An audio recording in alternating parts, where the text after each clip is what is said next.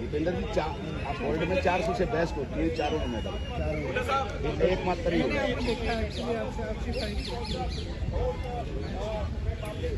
आपके साथ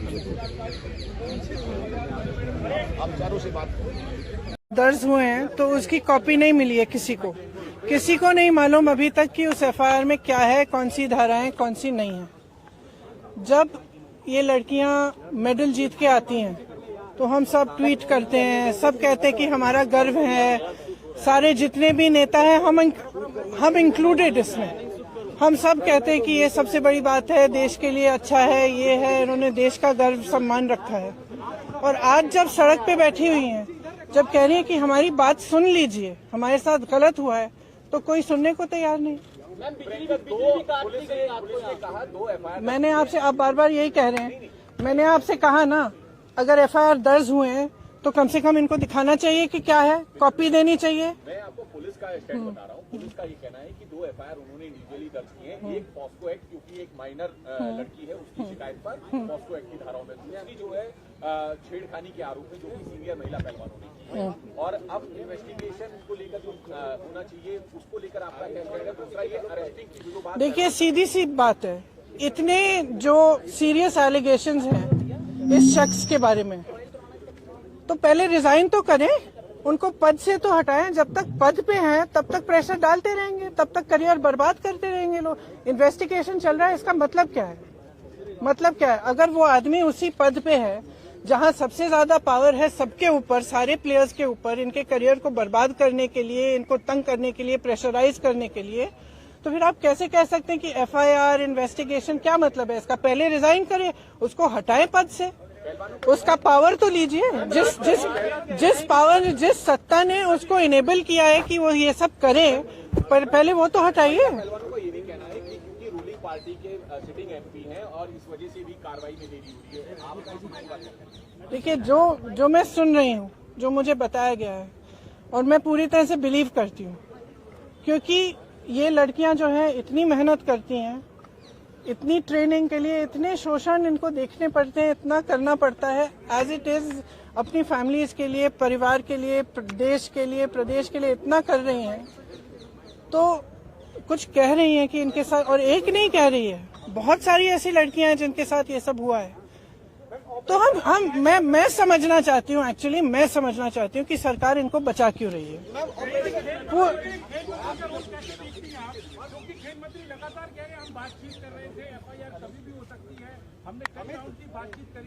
खेल मंत्रियों, खेल मंत्रालय के रोल को कैसे देखिए आप? उन्हें पहले करना है, और दूसरा प्रधानमंत्री के लिए क्या कहेंगे जो इन खिलाड़ियों से अपने घर पर तो मिलते, लेकिन एक हफ्ते से ये लोग घर पर बैठे हैं, प्रधानमंत्री को लेकर के आपकी क्या उम्मीदें हैं और उस पर आप क्या कहेंगे? प्रधानमंत्री से मेरी कोई उम्मीद नहीं है, क्योंकि अगर प्रधानमंत्री जी को इतनी भी परवाह होती तो कम से कम बात तो करते, बुला तो लेते। फिर से जब आपने मेडल लेके आए तो आपने बुलाया ना, घर चाय पिलाई, तो बुलाइए, बात करिए। बच्चियां हैं, बच्चियां, हम सबकी बच्चियां हैं। और मतलब क्या कह रही, ये कह रही है ना कि हमारी 2024 का इलेक्शन है। अब भगवान जाने, मैं आपसे पूछ रही हूँ कि भाई इस आदमी को बचाने के लिए इतना सारा क्यों किया जा रहा है, जब इतनी सारी लड़कियां जिन्होंने देश के लिए इतना किया है, अपने परिवारों के लिए किया है, प्रदेश के लिए किया है, देश के लिए किया है, और इतना मतलब पर्सनल संघर्ष है इनका, आप देख सकते हैं, इन्होंने इतना किया है और आप उसको बचा रहे हैं। भाई इनको बचाओ ना। हमारे देश के बारे में ये क्या कहता है अगर हम अपने बच्चियों को नहीं बचा सकते?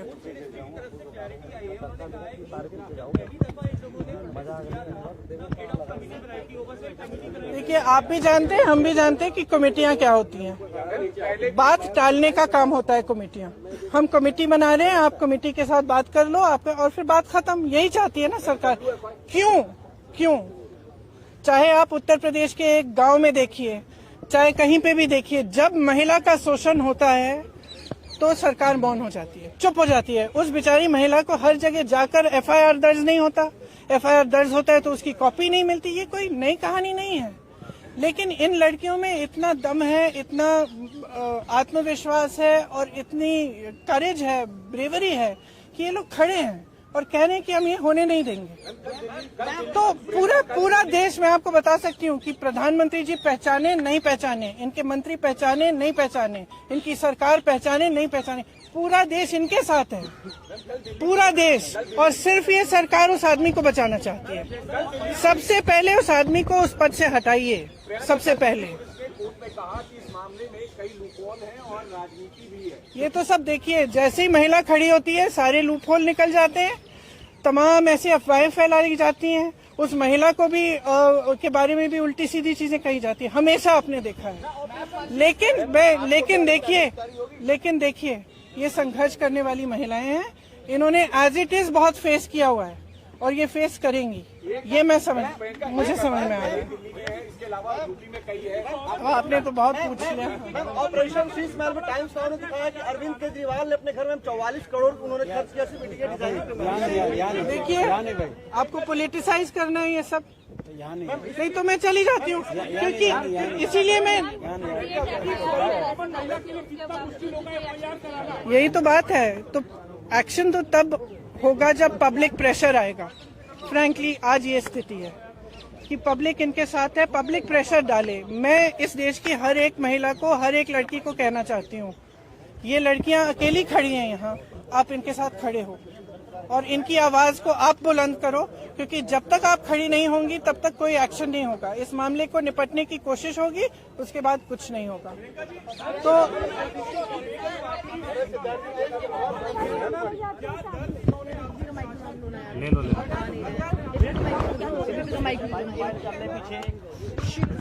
की है, इसलिए हम अलग बैठे थे। तो मैं यहाँ क्यों बताऊँ वो बातें, वो इनकी निजी बातें हैं। लेकिन मैं इतना बताना चाहती हूँ कि मुझे इन पर बहुत गर्व है कि ये आज इस चीज को लेकर खड़े हुए हैं और इसमें कोई पॉलिटिकल बात नहीं है। इसका राजनीतिकरण बिल्कुल नहीं होना चाहिए और अगर होगा तो एक बहुत बड़ी शेम होगी और हम सबको इनके साथ खड़ा होना चाहिए। बस इतनी सी